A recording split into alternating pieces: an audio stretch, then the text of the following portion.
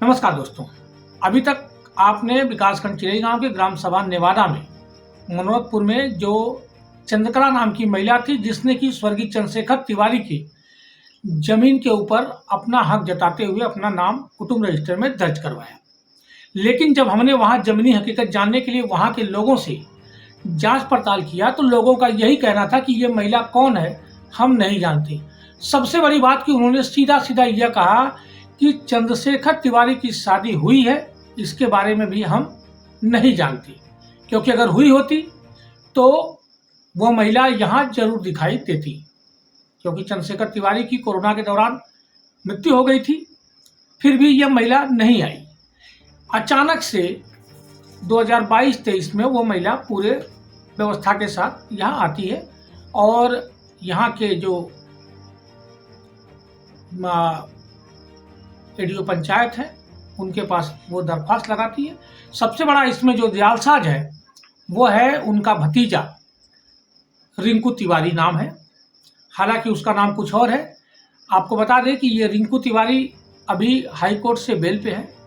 अपने गांव में ही ये 3 मर्डर कर चुका है और इसने जालसाजी के तहत जिस तरीके से भी हो इसने हर हथकंडा अपनाया, साम दाम दंड भेद अपनाते हुए इसने चंद्रशेखर तिवारी की जमीन पे जो चंद्रकला है तथाकथित महिला है, इसकी बुआ लगती है, इसने उस पर उनका नाम दर्ज करवा दिया। लेकिन हमारी टीम ने अपने सूत्रों के जरिए कुछ कागजात इकट्ठा किए हैं, वो भी मैं आपके सामने रखूंगा। आपको बता दूं कि सबसे बड़ी बात यह है कि अगर चंद्रकला स्वर्गीय चंद्रशेखर की पत्नी थी तो उनकी जो बेटी है उसके हाई स्कूल के सर्टिफिकेट में स्वर्गीय चंद्रशेखर तिवारी का नाम क्यों नहीं दर्ज है? सवाल नंबर 1। दूसरा सवाल यह है कि अगर चंद्रकला जो है चंद्रशेखर तिवारी की पत्नी थी तो आधार कार्ड में 8 मार्च 2016 को जो इनका आधार कार्ड बना था उसमें पति के नाम की जगह चंद्रशेखर तिवारी क्यों नहीं अंकित था? सवाल नंबर 2। सवाल नंबर 3, अगर चंद्रकला चंद्रशेखर तिवारी की पत्नी थी तो चंद्रशेखर तिवारी ने अपने बैंक अकाउंट के नॉमिनी में उनका नाम क्यों नहीं दिया? सबसे बड़ा सवाल है ये। हम सबका प्रूफ लेके आए हैं, इसलिए आपसे हम बात कर रहे हैं और हम आपको ये बताएंगे भी कि इसका जो प्रूफ है वो आपको दिखाएंगे भी ऑन स्क्रीन। जी हाँ। चौथा जो सवाल है वो ये है कि चंद्रकला का जो भतीजा है रिंकू तिवारी वह एक अपराधी है। 2011 में उसने जो है 3 मर्डर किए। कितने? 3, जिसमें एफआईआर दर्ज हुई और उस एफआईआर में इनके घर वालों ने यह लिखवाया कि चंद्रकला विधवा है। अगर वो चंद्रशेखर तिवारी जिनकी मृत्यु 2021 में हुई है और 2011 में चंद्रकला अपने आप को विधवा घोषित कर रही है। अब आप ये समझिए, यह भी गवर्नमेंट रिकॉर्ड में है, अभी भी इसका बयान चला है। रिंकू तिवारी जो है उसकी मां का बयान है जिसमें उन्होंने कहा है कि मेरी विधवा ननद चंद्रकला तिवारी। सवाल नंबर 5, अब हम आपको बता दें सवाल नंबर 5, जहां की चंद्रकला तिवारी तथा कथित जो महिला है रहने वाली है, वहां का जो राशन कार्ड है उसमें चंद्रकला, ध्यान रखिए, ध्यान दीजिएगा, चंद्रकला जो है वो बहू के नाम पे अंकित है राशन कार्ड में। अगर वो वहां की बहू थी तो यहां चंद्रशेखर तिवारी की पत्नी कैसे हो सकती है? सवाल नंबर 6, चंद्रकला ने जो निकटतम बनवाया है वो बनता है जिलाधिकारी कार्यालय से। जो निकटतम बनवाया है उसमें इसने अपनी जो बेटी है, जिसको ये कहती है कि मेरी बेटी है, उसका नाम क्यों नहीं दिया? उषा तिवारी उसकी बेटी का नाम है, उसका नाम क्यों नहीं दिया और जिक्र तक नहीं किया है? क्योंकि उषा तिवारी के हाई स्कूल और इंटरमीडिएट यानी 10वीं और 12वीं के मार्कशीट में पिता और गार्जियन के रूप में गौरी शंकर तिवारी दर्ज है। अब आपको इसमें कई हम इंटरेस्टिंग फैक्ट भी बताने जा रहे हैं जो आप सुन के एक बार हंसेंगे और साथ में इनकी बातों पे आप थोड़ा सा एक क्या कह सकते हैं उसको कि आश्चर्य भी जाहिर करेंगे। जी हाँ, हम आपको बता दें, हमारे पास ये पूरी प्रमाण है। मैं आपको बता दूं, ये पूरी प्रमाण है। अब हम आते हैं प्रमाण नंबर 1 पे, जो हमने कहा कि चंद्रकला जो तथाकथित महिला है, अपने आप को चंद्रशेखर तिवारी की पत्नी कह रही है, उसकी बेटी का ये हाई स्कूल का सर्टिफिकेट है। हम आपको दिखा रहे हैं, ये हाई स्कूल का सर्टिफिकेट है। इसमें साफ लिखा हुआ है गौरी शंकर तिवारी। चलिए, इनका एक आरोप यह था, इनका एक दलील यह था कि उसमें जो पेरेंट्स की जगह पे किसी और का भी नाम लिखा जा सकता है। मान लेते हैं ये इंटरमीडिएट का है, इसमें भी आप देख सकते हैं गौरी शंकर तिवारी लिखा है। अब हम आपको बताते हैं दूसरी नंबर की बात। ये चंद्रकला तिवारी का 2016 का बना हुआ आधार कार्ड है।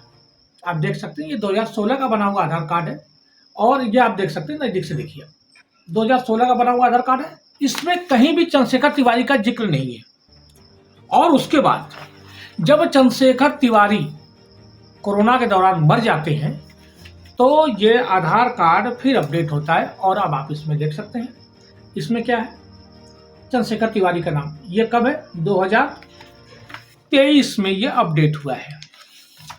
अब हम चलते हैं, अच्छा, सबसे बड़ा प्लस पॉइंट, इसमें जो डेट ऑफ बर्थ है वो देखिए, इसकी डेट ऑफ बर्थ और इसमें जो डेट ऑफ बर्थ है, ये देखिए आप, कितना बड़ा धोखाधड़ी हुआ है। अब हम आगे बढ़ते हैं और आपको दूसरे सबूत की तरह निगाह डालते हैं। ये हमारे पास जो चंद्रशेखर तिवारी जो थे, उनका बैंक अकाउंट का वो है, और इसमें बैंक से हमें मिला है। आप देख सकते हैं इसमें नॉमिनी के तौर पे उनके भाई का नाम है। अगर चंद्रशेखर तिवारी शादीशुदा थे तो उन्होंने नॉमिनी में अपने पत्नी का नाम क्यों नहीं डाला, या अपनी बेटी का नाम क्यों नहीं डाला। चलिए, अब हम आगे बढ़ते हैं और आपको कुछ और भी इंटरेस्टिंग फैक्टों से हम वो करवाते हैं। यह जब इनका भतीजा जो अपराधी है, 302 का मर्डरर है, रिंकू तिवारी, उसके FIR की कॉपी है। ये देखिए, ये आप देख सकते हैं। अब मैं आपको इसमें दिखा रहा हूं जो इस मर्डरर रिंकू तिवारी की मां ने जो बयान दिया है और जो वहां पे लिखवाया गया है। यहां लिखवाया गया है कि प्रार्थी तथा प्रार्थनी के बूढ़े ससुर व रिंकू की बुआ विधवा चंद्रकला, ये आप देख सकते हैं, ये हाईलाइट किया हुआ है, ये पूरी तरह से आप देख सकते हैं, ये हाईलाइट किया हुआ है, विधवा बुआ। जब ये 2011 में विधवा हो गई तो 2021 में कैसे फिर सुहागिन होगी। ये न्यायालय चंदौली का कॉपी है, इसमें भी आप देख सकते हैं, ये लिखा हुआ है। इसके अलावा आपको हम और भी कुछ बड़े फैक्ट दिखा रहे हैं हम आपको, इस पे आपका विचार भी कमेंट बॉक्स में जरूर डालिएगा। ये देखिए एक और हाईलाइट, विधवा चंद्रकला, यानी जब ये 2011 में विधवा हो गई तो ये 2021 में कैसे सुहागन थी, क्या आप देख सकते हैं, ये भी है, पूरा हाईलाइट किया हुआ है। अब आपको हम और भी दिखाते हैं, बहुत सारे फैक्ट ऐसे हैं जिनको देखकर आप दांतों तले उंगलियां दबा लेंगे और सोचने पे मजबूर हो जाएंगे कि आखिरकार ये अपराधी किस तरह से अपराध करते हैं। ये देखिए, इसमें लिखा है, पृष्ठवाची राही चौबे की दवा इलाज कराया गया। इस घटना के संबंध में एक प्रार्थना पत्र टाइप बोलकर कराया गया, जरिए रजिस्टर्ड। ये चंदौली जिलाधिकारी को भेजा गया था जब इसने रिंकू तिवारी जो मर्डरर है, जो अभी हाई कोर्ट की जमानत पे अभी चल रहा है, इसकी तरफ से ये दिया गया था। अब हम आपको कुछ और फैक्ट दिखा रहे हैं, आप देख के दांतों तले उंगलियां दबा लेंगे और सोचने पे मजबूर हो जाएंगे। ये हमारे पास है वहाँ के राशन कार्ड की कॉपी, ये हाईलाइट किया हुआ है, आप देख सकते हैं। इसमें लिखा है, मैं आपको बता दूं, चंद्रकला गौरी शंकर बहू। अब सबसे बड़ी बात यह है कि जब इसमें बहू है, और आपको एक चीज दिखा रहा हूं, आप देखिए, आप देख के दंग रह जाएंगे।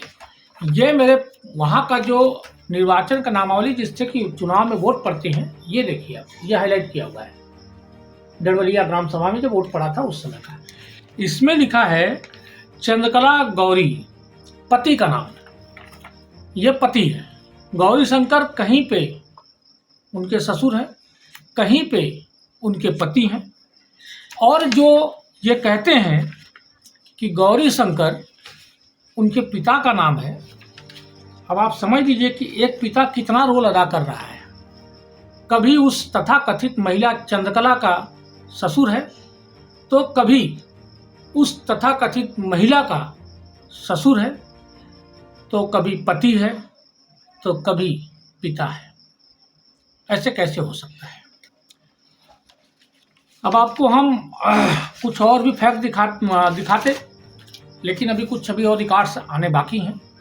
आपको एक जानकारी और दे दें, सबसे बड़ा आश्चर्य तब होता है कि जबकि 2021 के पहले चंद्रकला तिवारी ने अपना नाम कहीं भी चंद्रशेखर तिवारी के साथ नहीं जोड़ा था, फिर ऐसे में चंद्रकला तिवारी एकाएक कैसे चंद्रशेखर तिवारी की पत्नी बन जाती है? आखिरकार ये गौरी शंकर कौन है, जो कभी किसी रिकॉर्ड में उसका ससुर बना हुआ है, तो किसी रिकॉर्ड में पति बना हुआ है, और वैसे लोग बोलते हैं कि ये गौरी शंकर तिवारी उसका बाप है। आखिरकार ये माजरा क्या है? आखिरकार ये जो रिंकू तिवारी जो अपराधी है, 3 मर्डर किया है, ये क्या करना चाह रहा है? क्या उसकी मंशा ये है कि वो इनकी जमीन को हथियाए, इन सीधे साधे लोगों का? आपको बता दें कि चंद्रशेखर तिवारी के जो भाई हैं वो बीएचयू से रिटायर्ड है, प्रोफेसर है, और उनके साथ भी इस तरह का धोखा ये कर रहा है। मतलब जो हम आजकल देखते हैं कि लोग डिजिटल अरेस्ट हो गए हैं, डॉक्टर, वकील, बड़े बड़े पढ़े लिखे लोग अरेस्ट होते हैं, और उनका पैसा जो है ये जो जालसाजी करने वाले हैं निकाल लेते हैं। ठीक उसी प्रकार से इस समय हो रहा है। अब इसमें सबसे बड़ा इंटरेस्टिंग फैक्ट ये है, चूंकि उनके जो भाई हैं वो पढ़े लिखे हैं, 4 भाई से 2 भाई एक्सपायर हो चुके हैं चंद्रशेखर तिवारी के साथ। एक चंद्रशेखर तिवारी, एक उनके भाई ओम प्रकाश तिवारी। 2 भाई अभी भी हैं, और दोनों भाई एजुकेटेड हैं। लेकिन सबसे बड़ा सवाल यह है, आखिरकार प्रशासन इन एजुकेटेड लोगों की न सुन के इन अपराधियों की तरफ इनका झुकाव है, यह सबसे बड़ा प्रश्न चिन्ह है। आज करीब 1 महीने से 1.5 महीने हो गया, जो चंद्रशेखर तिवारी के भाई हैं वो लगातार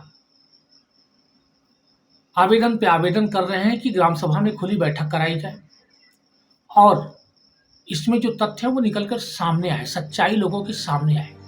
लेकिन जो यहाँ के सचिव हैं वह इस चीज़ों से कतराते हुए जा रहे हैं। उनका कहना है कि जो पहले सचिव ने किया है मैं उसको कैसे काट सकता हूँ। लेकिन सच्चाई आपको बता दें कि पहले सचिव ने कोई खुली बैठक नहीं कराई थी ग्राम सभा में। 5 साल के पीरियड में शायद एक खुली बैठक हुई हो, लेकिन हम उसका भी जवाब मांगेंगे आरटीआई के जरिए कि आखिरकार कितनी खुली बैठक हुई है। उसमें जियो टैगिंग कैमरा के साथ हम फोटो भी मांगेंगे उस समय खुली बैठक की, वो भी हम आपके सामने रखेंगे। लेकिन इस मुद्दे पे आप अपनी राय देना जरूर, क्योंकि यह किसी के अन्याय के खिलाफ किसी की लड़ाई है। अगर आप चूक जाते हैं, प्रशासन इसी तरह लेकर काम करता रहेगा, तो ये जान लीजिए कि पढ़े लिखे लोगों की इस समय वैल्यू नहीं है। जबकि योगी सरकार बार बार जीरो टॉलरेंस की पॉलिसी की बात करती है, यहाँ पे तो जीरो टॉलरेंस छोड़ो, अब टॉलरेंस ही नहीं है। सचिव को जब से बताया गया है, सचिव महोदय छुट्टी पे, हम जो पहले सचिव थे उनसे बात करेंगे, उनसे डॉक्यूमेंट लेंगे। भाई डॉक्यूमेंट लेंगे तो आपने चार्ज क्या लिया था? आपने जब यहाँ पे ज्वाइन किया था, जब आपने उनकी जगह पे इस ग्राम सभा को चार्ज लिया था, तो उनसे आपने क्या लिया जो आप इस समय अब उनको खोज रहे हैं? कमेंट बॉक्स में जरूर आप दीजिएगा, कमेंट जरूर करिएगा, ताकि प्रशासन की जो इस तरह की नीति है उस पर लगाम लगाई जा सके। और इसका हम अगला पार्ट भी लेके आएंगे, और हम आपको ये भी बताएंगे कि आखिरकार इस ग्राम सभा में कभी खुली बैठक हुई थी या नहीं। और भी खबरों के लिए देखते रहे पूर्वांचल खबर। नमस्कार।